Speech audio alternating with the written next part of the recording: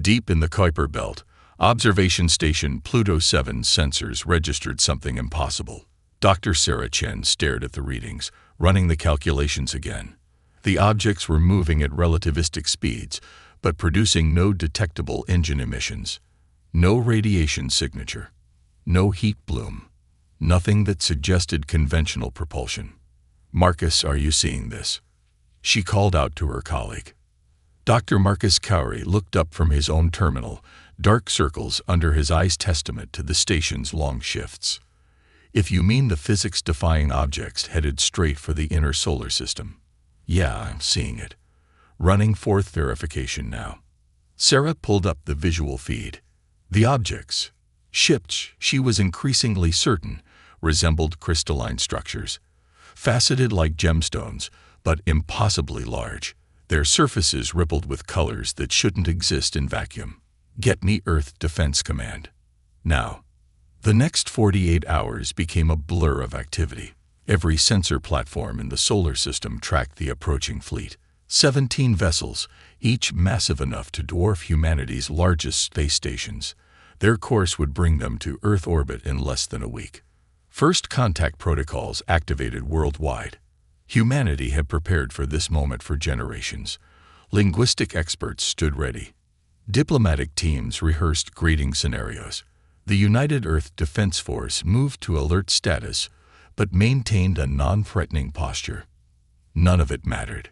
The first transmission came as the fleet crossed Mars' orbit. It wasn't carried by radio waves or any electromagnetic spectrum.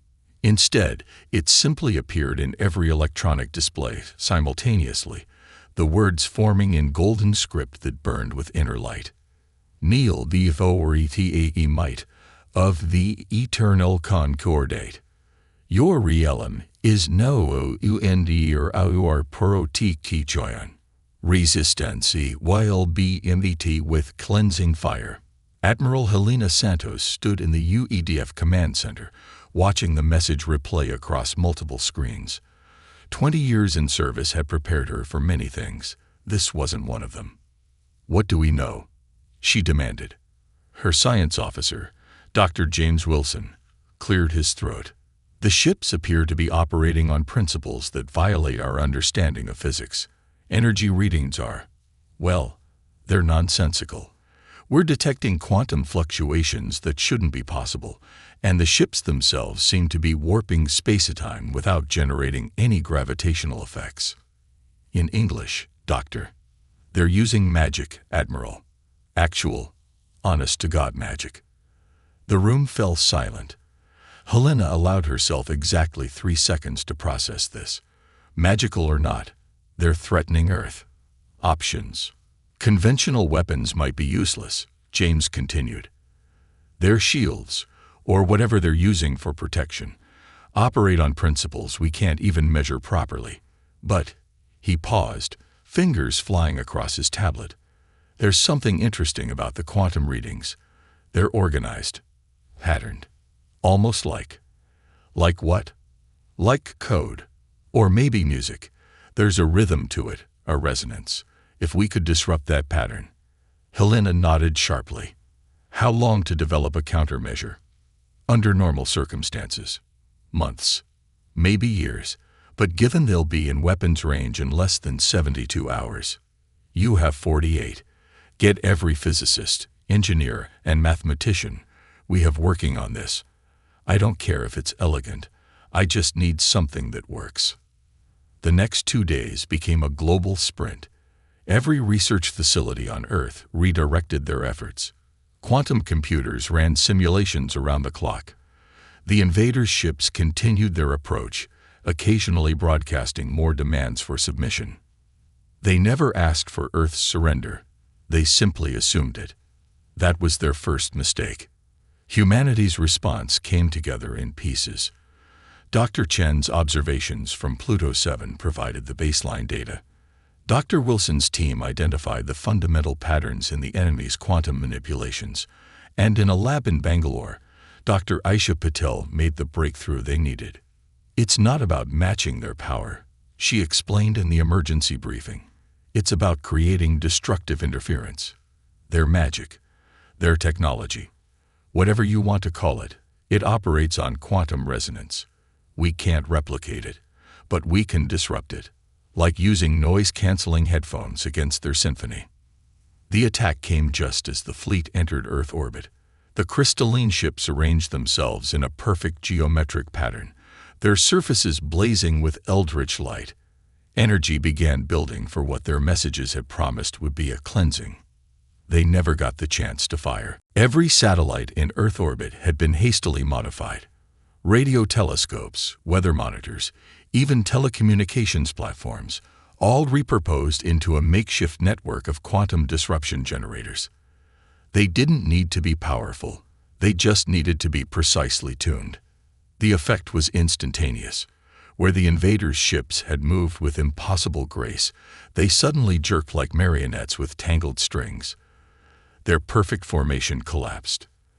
The building energy discharge sputtered and died. And in that moment of confusion, humanity's more conventional weapons found their targets. Railgun stations on the moon opened fire. Kinetic kill vehicles, their trajectories calculated to thread through the disrupted protective fields, struck with devastating precision. 3 ships shattered outright. 2 more collided in their confusion, their crystalline structures splintering into cosmic debris. The remainder scattered, their retreat as chaotic as their approach had been elegant.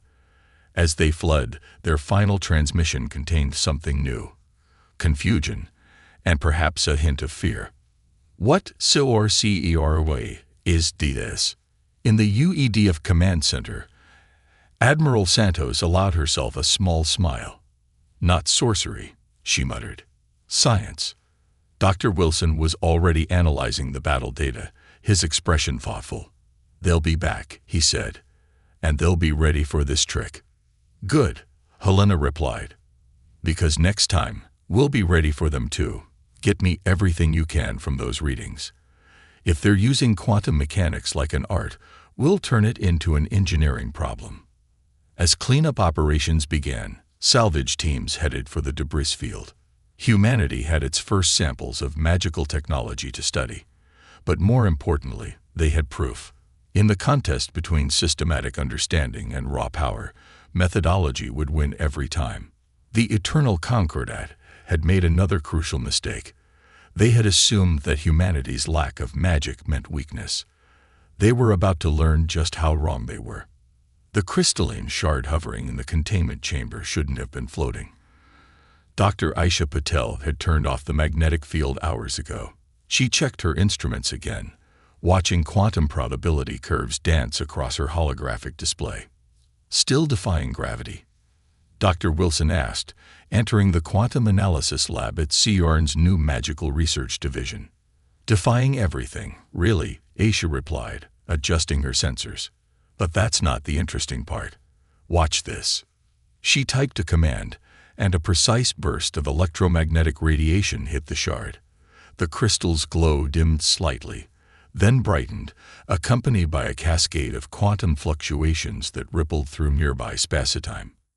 It's responding to stimulus, she explained, not just passively existing. These artifacts, they're like programmable matter, but the programming language is reality itself. James leaned closer to the display. Any progress on translation? Some. Remember how we used quantum interference to disrupt their ships? Well, I think that was like introducing syntax errors into their code. But look at these patterns. She pulled up a series of wave functions. They're not random. There's structure here. Mathematics. The same equations that describe quantum entanglement and wave-particle duality. But she paused, searching for words. It's like they found a way to write those equations directly into reality. Meanwhile, aboard the remains of one of the destroyed Concordat vessels, salvage teams made their own discoveries. Chief Engineer Maria Rodriguez stood in what she assumed had been the ship's control center, surrounded by crystalline growths that pulsed with dim light. No buttons, she noted into her recorder. No screens. No visible controls of any kind. Either their interface was purely mental, or she reached out, careful not to touch anything. or the whole ship is the interface. Her quantum scanner beeped, detecting another surge of organized probability fluctuations. The crystals brightened briefly. Still alive, she muttered, or whatever passes for alive in magical tech. Her team had been mapping the vessel for days, trying to understand its basic principles. The architecture followed no logic she recognized. Spaces merged into each other in ways that suggested the interior was larger than the exterior. Materials transformed from solid to energy and back without clear boundaries. Rodriguez to analysis, she called over the comm. You getting all this?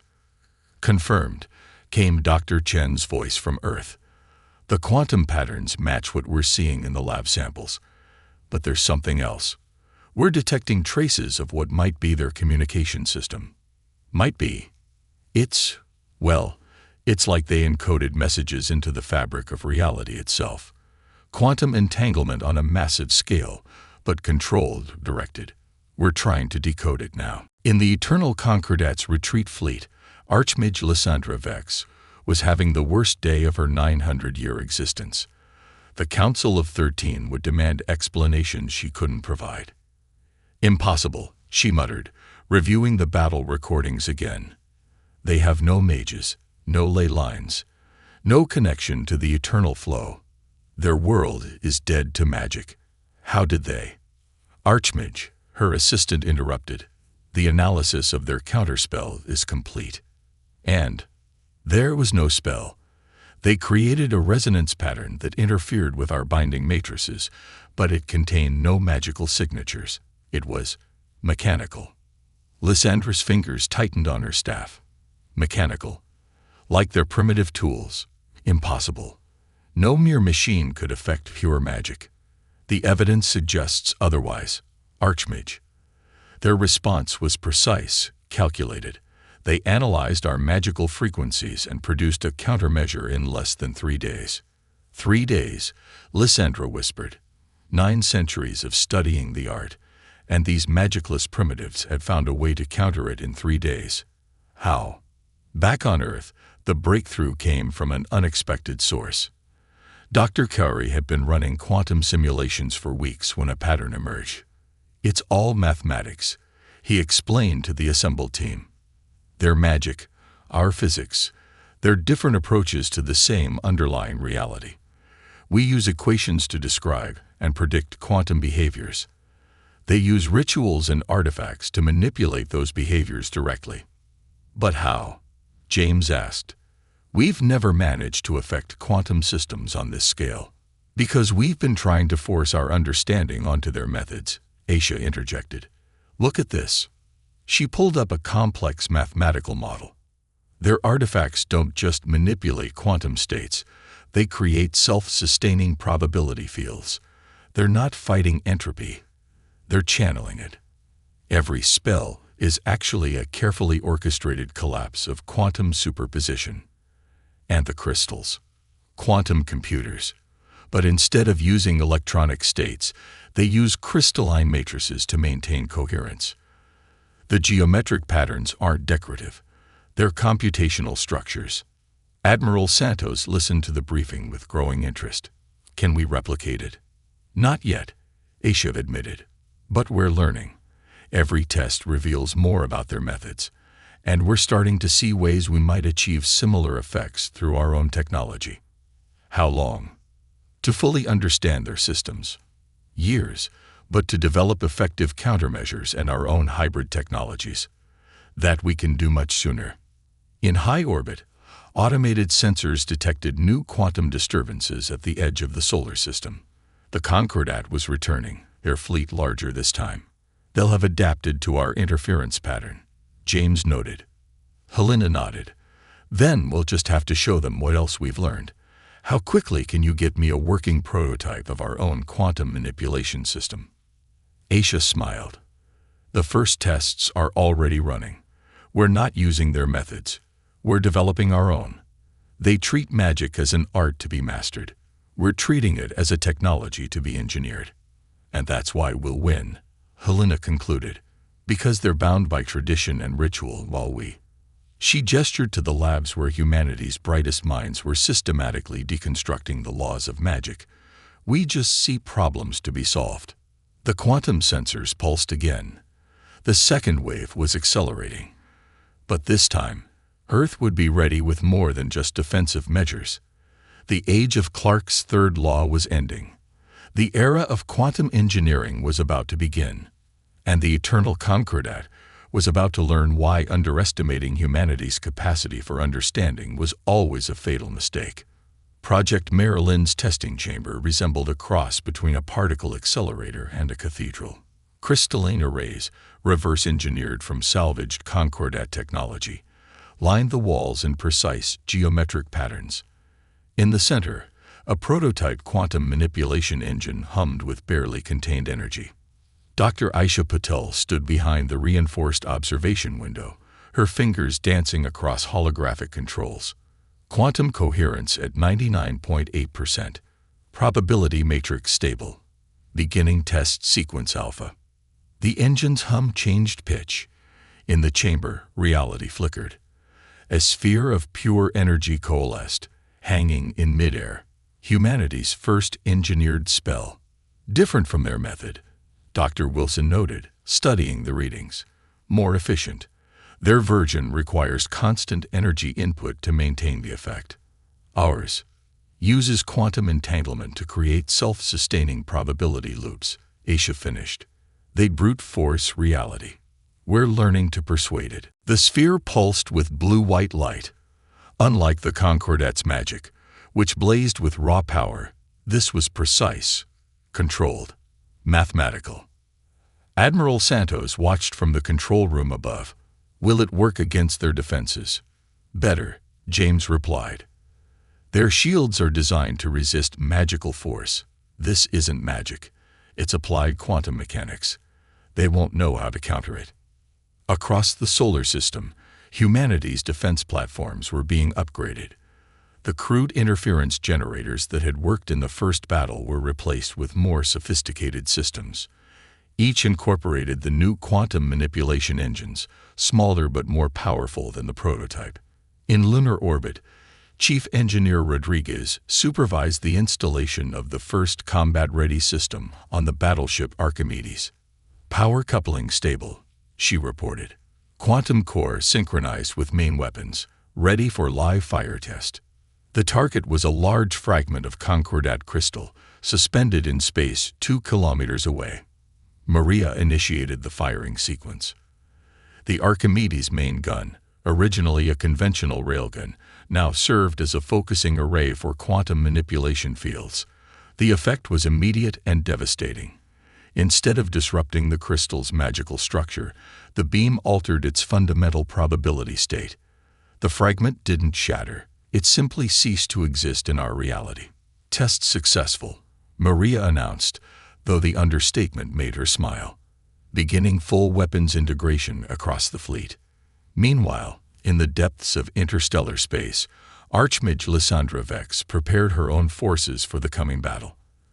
The Council had given her command of the largest fleet in concordat history, over 100 ships, each powered by the finest magical artifacts their civilization could produce.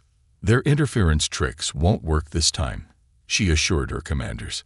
Our new shields operate on multiple magical frequencies.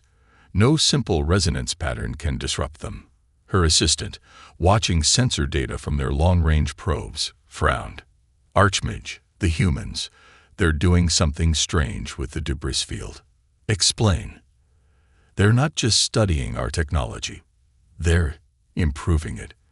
These energy signatures, they don't match any known magical pattern. Lysandra dismissed the concern. Impossible. They're primitives playing with forces they don't understand. Their previous success was luck, nothing more. But doubt gnawed at her.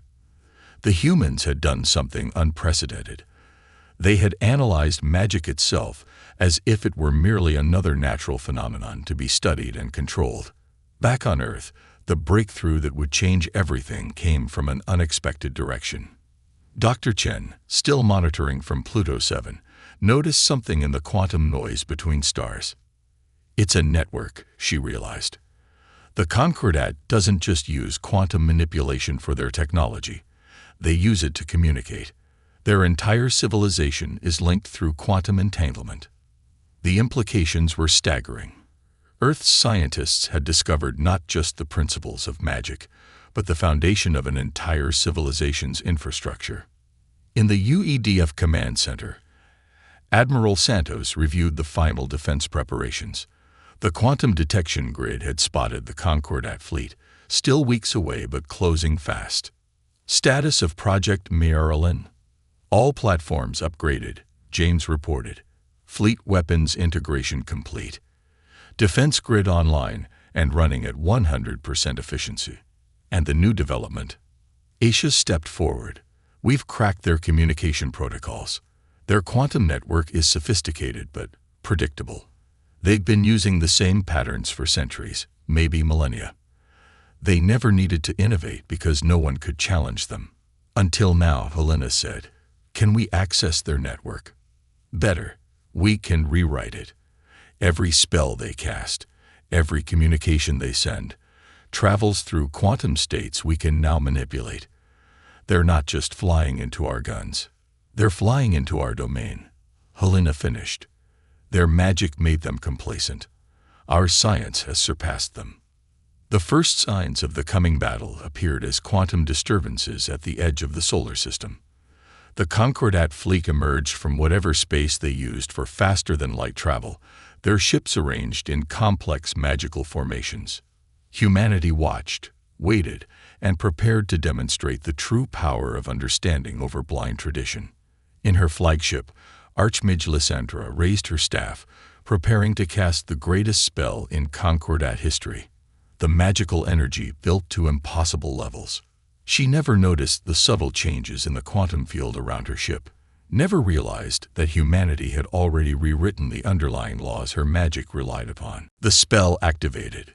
The human's trap was sprung. And the greatest magical fleet ever assembled was about to learn that sufficiently advanced science could not only replicate magic, it could control it. The real battle for Earth was about to begin, and humanity had already changed the rules of engagement. The battle began with a whisper. Not with the grand magical bombardment Archmage Lysandra had planned, not with the spectacular light show her 100 ships were primed to deliver. Instead, it began with a subtle ripple through the quantum fabric of space. Humanity's first move in a game, the Concordat didn't even know they were playing. Quantum network access confirmed, Dr. Chen reported from Pluto 7. Their entire command and control structure is operating within our modified probability space. Admiral Santos nodded. Begin protocol battle. Across the Concordat fleet, confusion spread.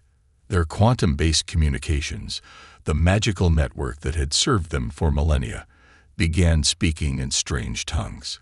Commands turned to nonsense. Tactical spells dissolved into quantum noise. Impossible. Lysandra's staff crackled with frustrated energy. They're inside our network. How? Her flagship's crystalline control surfaces flickered uncertainly. The mathematical precision of their magical formations began to drift, each ship responding to different versions of the same commands. That's when humanity's fleet emerged from behind the moon. The Archimedes led the charge, its quantum manipulation engines humming in perfect harmony. But these weren't the crude interference devices from the first battle. These were something new, something that made Lysandra's ancient eyes widen in disbelief.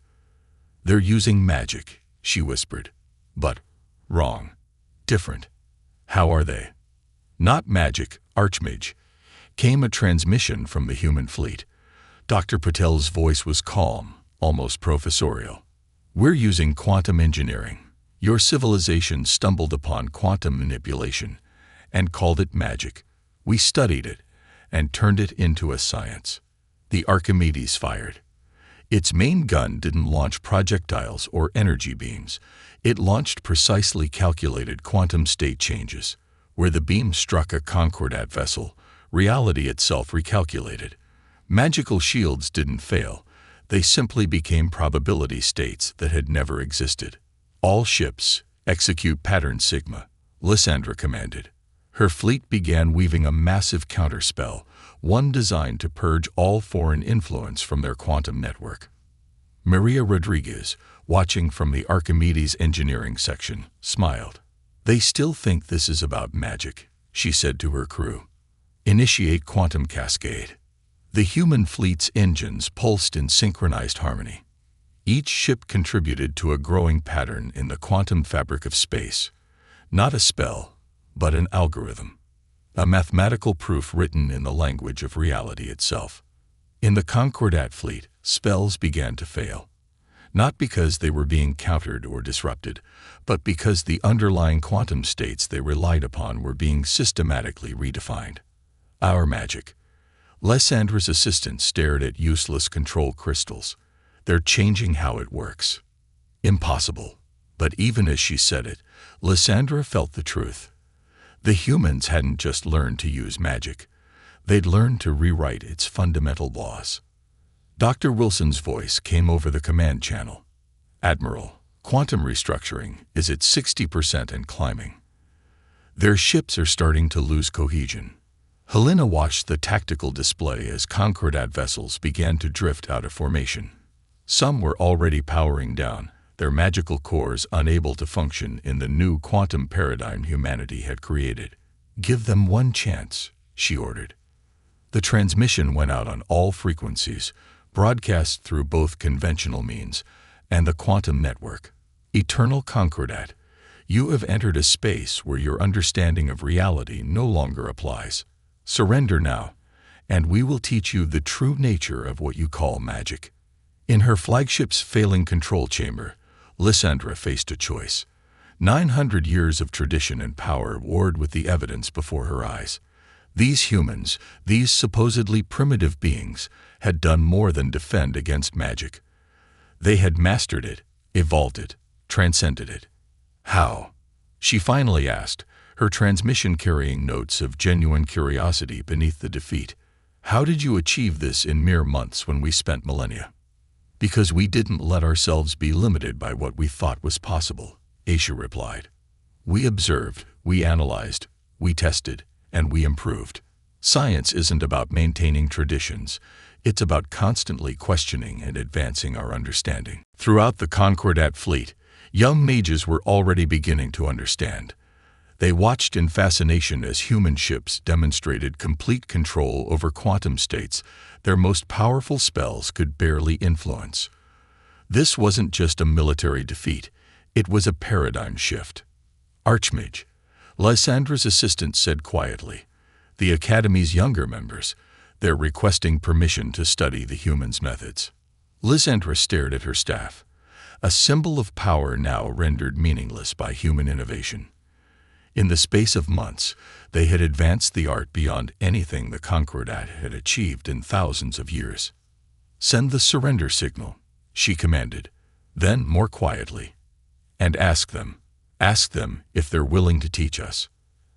Admiral Santos allowed herself a small smile as the surrender confirmations began arriving. "Begin power down procedures. Dr. Patel, prepare your team for their first class of very old students." Humanity had done more than defend Earth. They had revolutionized the very nature of magic itself. And as the Concordat ships powered down their ancient systems, a new age of discovery was about to begin. One where magic and science would finally be understood as two sides of the same universal coin. The question was no longer whether humanity could handle magic. The question was, could magic handle humanity? 6 months after the surrender of the Eternal Concordat's fleet, the Grand Lecture Hall at CERN's Magical Research Division was filled to capacity. Beings of various species, human scientists in lab coats, Concordat mages in their traditional robes, and hybrid researchers who had adopted bits of both cultures, sat together, all focused on the presentation at the front. Dr. Aisha Patel stood beside a hovering quantum display, her hands moving through the holographic equations as she spoke. Next to her, Archmage Lysandra Vex watched with poorly concealed amazement as human mathematics perfectly described magical phenomena her people had used but never truly understood. "The quantum resonance patterns you've traditionally called spells," Aisha explained, are actually expressions of universal wave functions. By understanding these patterns mathematically, we can optimize them, combine them, and even create entirely new effects. The display shifted, showing a complex series of probability matrices. This is your traditional levitation spell, broken down into its quantum components. And this, she adjusted several variables, is our improved version, which requires 40% less energy and maintains stability without continuous power input. In the audience, young mages furiously took notes while human physicists recorded everything on tablets. The barrier between the two disciplines was dissolving with each passing day. At the back of the hall, Admiral Santos stood with Dr. Wilson, watching the exchange of knowledge. "Did you ever imagine this would be the outcome?" James asked quietly. Helena shook her head. "Honestly, I expected either a prolonged war or, at best, an uneasy peace. But this..." She gestured to where a human engineer was excitedly discussing quantum field manipulation with a conquests crystal crafter. "This is better." In orbit, the transformation was even more dramatic. The Archimedes, once a purely military vessel, now served as a testing ground for hybrid technologies. Chief Engineer Rodriguez worked alongside former conquests artificers, combining human engineering precision with magical quantum manipulation. "Try it now," Maria called out to her team. Quantum matrix at 95% alignment. The ship's new drive system hummed to life. Unlike either the crude chemical engines of old Earth vessels or the pure magical propulsion of conquests ships, this was something new. Quantum fields wrapped around conventional matter, creating a system that was more efficient than either tradition alone could achieve. "Perfect fusion," one of the conquests engineers said, checking the readings. The mathematical models predicted this, but seeing it actually work. Maria grinned. "That's the difference between art and engineering. Both are valuable, but together, they're revolutionary." Back in the lecture hall, Aisha had moved on to more advanced concepts. By applying quantum superposition principles to traditional enchantment methods, we've developed a new framework for permanent effects. Instead of constantly maintaining the spell, we create self-sustaining probability loops. Lysandra leaned forward, fascinated despite her initial skepticism. "You're not just replicating our magic," she realized. "You're evolving it." "That's what science does," Aisha replied. "We observe, we understand, we improve. Every discovery leads to new questions, new possibilities." In her private moments, Lysandra still struggled with how completely the universe had changed. The conquests had believed itself the pinnacle of magical achievement, only to discover that their entire understanding was just the beginning. But the younger generation had embraced the change wholeheartedly. Already, hybrid research teams were making breakthroughs that would have been impossible for either civilization alone. At a quantum engineering lab in what had once been her flagship, now converted into a research station, students from both worlds worked together. Human scientific methodology combined with conquests' intuitive understanding of quantum manipulation was producing results that bordered on miraculous. The real breakthrough, Dr. Chen explained to a visiting delegation, wasn't just understanding magic as quantum manipulation. It was realizing that both our approaches, scientific and magical, had limitations that the other could help overcome. She gestured to where a young mage was using a computer model to optimize an ancient spell.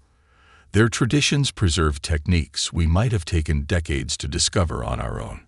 Our scientific method helps them understand and improve techniques they've used blind for millennia. Admiral Santos received the latest progress report in her office, now decorated with both military honors and crystalline artifacts, gifts from the conquests scholars she had come to respect. "We're ready to begin testing the first hybrid long-range transportation system," James reported, combining their quantum tunneling techniques with our understanding of space-time geometry. "Helena, we're looking at potential FTL travel without the limitations of either system." And the conquests leadership. "The reformers are firmly in control now. The old guard," He shrugged. It's hard to maintain a belief in magical supremacy when science can demonstrably improve your own techniques. The sun was setting over CERN as the day's final classes concluded. Human and Concordat researchers walked together, discussing theories and planning experiments. Above them, the first hybrid vessels prepared for test flights, their hulls gleaming with both technological and magical innovation. Aisha stood at her office window, watching the mixed groups of students leave. On her desk, a quantum crystal, a graduation gift from her first class of Concordat students, pulsed with perfectly mathematically modeled light. We didn't just survive first contact, she mused to herself. We didn't just defend ourselves. We started a renaissance. The crystal's light shifted, responding to her thoughts in a way that was both magical and precisely scientifically understood. In its facets, equations danced with ancient runes, neither diminishing the other, both made stronger by their union. Humanity had done what it did best: taken the impossible, understood it, improved it, and shared it back with the universe. The age of division between magic and science was over. The age of quantum engineering had begun. And somewhere in the vast cosmos, other civilizations were about to learn that humanity had not just mastered magic, they had revolutionized it. The universe would never be quite the same again. But then, that was exactly how humanity liked it.